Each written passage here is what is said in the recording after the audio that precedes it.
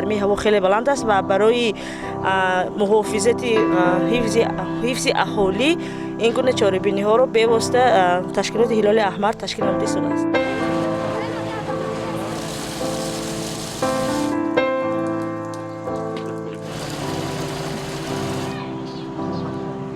همین مسئله آب نوشابه ما یک معمای سربست مانده است. التماس میکنم که برای همه مردم البته یک چای آماده آب نوشابه کافته به استفاده داده شود.